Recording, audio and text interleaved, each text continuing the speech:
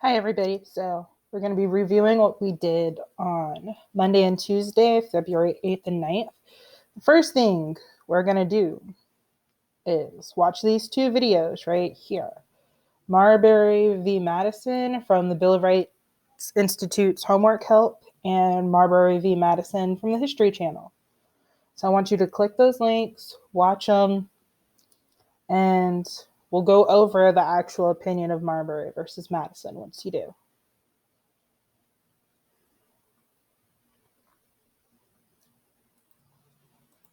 So what did Marbury versus Madison decide? Well, the case was about Marbury not receiving the paperwork he needed for his job. He went to the Supreme Court because, according to the Judiciary Act of 1789, the Supreme Court, according to Congress, could issue court orders to federal officers forcing them to do things. And in this case, forced James Madison to give William Marbury his commission. However, when John Marshall ruled, it came in two parts. One, he agreed. Thomas Jefferson, president at the time, and James Madison were being huge jerks. And Marbury deserved his commission. However, John Marshall looked at the Constitution and compared it with the Judiciary Act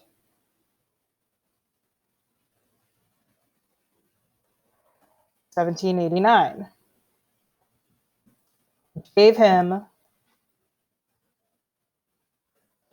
SCOTUS power to rule and issue court orders. He decided that Congress was going against the Constitution years ago when they passed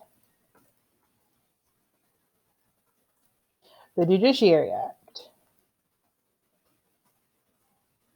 So he said, regular laws passed by Congress cannot override the Constitution. Therefore, the Judiciary Act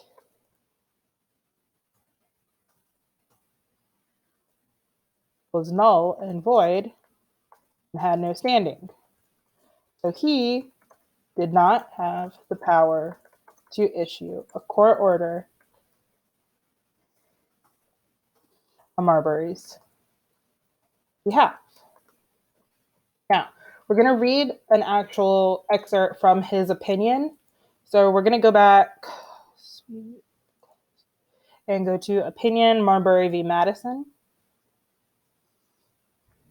And we're going to open that up.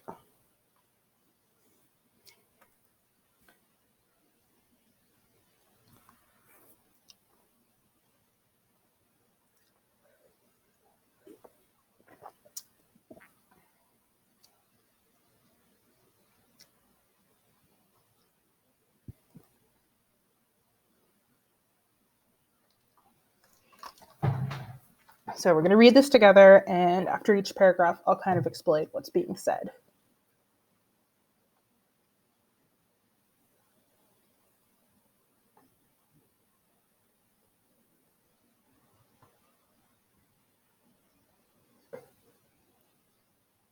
So we're going to start here where it says the authority. The authority, therefore, given to the Supreme Court by the Act establishing the judicial courts of the United States to issue writs of mandamus, or court orders, to public officers appears not to be warranted by the Constitution, and it becomes necessary to inquire whether a jurisdiction so conferred can be exercised. So he said the Judicial Act goes against the Constitution. So do I have to follow the Judicial Act? Can I follow the Judicial Act? The question whether an act repugnant to the Constitution can become the law of the land is a question deeply interesting to the United States, but happily not of an intricacy proportioned to its interest. It seems only necessary to recognize certain principles supposed to have been long and well established to decide it. So he said that's an interesting question, but it's pretty simple. That the people have an original right to establish for their future government such principles as in their opinion shall most conduce to their own happiness is the basis on which the whole American fabric has been erected. The exercise of this original right is a great exertion, nor can it nor ought it be frequently repeated. The principles therefore so established are deemed fundamental, and as the authority from which they proceed is supreme can seldom act. They are designed to be permanent. So this means they made a constitution. It was really hard to do. Let's not try to do it again. So let's just keep going with what the Constitution has. This original and supreme will organizes the government and assigns different departments their respective powers. It may either stop here or establish certain limits not to be transcended by those departments. The government of the United States is of the latter description. The powers of the legislator are defined and limited, and those limits may not be mistaken or forgotten. The Constitution is written. To what purpose are those powers limited, and what purpose is that limitation committed to writing if these limits may at any time be passed by those intended to be restrained? The distinction between a government with limited and unlimited powers is abolished if those limits do not confine the persons on whom they are imposed. And if acts prohibited and acts allowed are of equal obligation, it is a proposition too plain to be contested that the Constitution controls any legislative act repugnant to, or that the legislature may alter the Constitution by an ordinary act. So he said, the Constitution limits Congress in their ability to pass laws. They can't go against the Constitution. But if the Congress can write whatever laws they want and laws that go against the Constitution, what's the point of a Constitution in the first place? Between these alternatives, there is no middle ground. The Constitution is either a superior paramount law and changeable by ordinary means, or it is on a level with ordinary legislative acts, and like other acts, is alterable when the legislature shall please it to alter it. If the former of the alternative be true, then a legislative act contrary to the Constitution is not law. If the latter part be true, then the written Constitution are absurd attempts on the part of people to limit a power that is in its own nature illimitable. So if we're not going to follow the Constitution, Congress can just do what they want. Certainly, all of those who have framed written constitutions contemplate them as forming the fundamental and paramount law of the nation, and consequently the theory of every such government must be an act of the legislature repugnant to the Constitution is void. So everybody who's ever written a constitution has decided that it's going to be the final say, so any law that goes against the Constitution gets tossed out. This theory is essentially attached to a written constitution and is consequently to be considered by this court as one of the fundamental principles of our society. It is not, therefore, to be lost sight of in the further consideration of this subject. If any act of the legislature repugnant to the Constitution is void, does it, notwithstanding its invalidity, bind the courts and oblige them to give it effect? Or in other words, though it not be law, does it constitute a rule as operative as if it were law?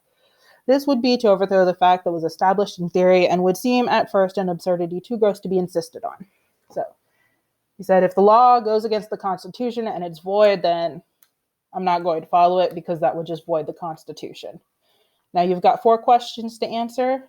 What has the supremacy, Constitution, or ordinary laws? How does the Constitution limit the power of the legislative bodies? What is the limitation? Why is the limitation so important in Marshall's view? What would happen if the Constitution and ordinary legislative acts were on equal footing? So make sure you write and complete sentences. These are not going to be one-word answers.